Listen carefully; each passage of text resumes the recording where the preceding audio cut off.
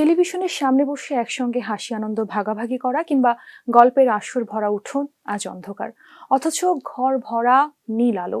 সবাই আছে তবু যেন কেউ নেই। হাতে ফোন, স্ক্রিনে চোখ, আর সম্পর্কগুলো বন্দী হয়ে গেছে ভার্চুয়াল দেয়ালে। প্রযুক্তি আমাদের জীবন সহজ করেছে ঠিকই, কিন্তু অজান্তেই কেড়ে নিচ্ছে সম্পর্কের উষ্ণতা আর শিশুদের নিষ্পাপ চোখের আলো। একসময় সন্ধ্যা মানেই ছিল উঠোন ভরা হাসির ঝলক, গল্পের পর গল্প, শিশুদের লুকোচুরি খেলা আর পরিবারের সদস্যদের আলাপচারিতা। এখন সেই উঠোনে নেই হাসি, নেই গল্প, আছে শুধু নীল আলোয় ডুবে থাকা চোখ আর হাতে মোবাইল ফোন। এক ছাদের নিচে থেকেও যেন সবাই আলাদা দ্বীপে বন্দী। ফেসবুক, ইনস্টাগ্রামের লাইকের নোটিফিকেশন আজ হয়ে উঠেছে আসল উত্তেজনা, অথচ পাশে বসা প্রিয়জনের হাসি যেন অচেনা হয়ে যাচ্ছে।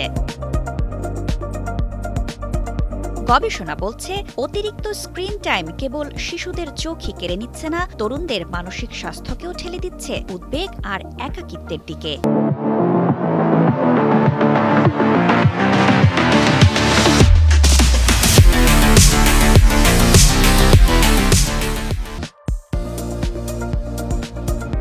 মনোবিজ্ঞানীরা বলছেন, প্রতিটি লাইক, প্রতিটি কমেন্ট আমাদের মস্তিষ্কে ক্ষণিকের সুখের নেশা তৈরি করে, যেটি আস্তে আস্তে আমাদের আটকে ফেলে ভার্চুয়াল খাঁচায়। আর তখনই পরিবারের সঙ্গে বাস্তব আড্ডার জায়গা দখল করে নেয় নিঃশব্দ স্ক্রল।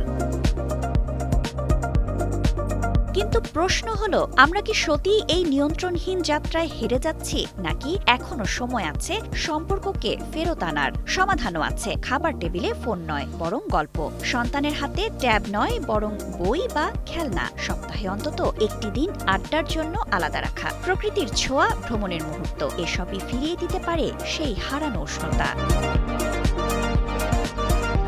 প্রযুক্তি আসলে হাতিয়ার, শত্রু নয়, কিন্তু এর ব্যবহার আমাদের হাতে। আমরা যদি চাই নীল আলোর ঠান্ডা স্ক্রিনের বদলে ফিরে আনতে পারি সম্পর্কের উষ্ণ আলোকছটা।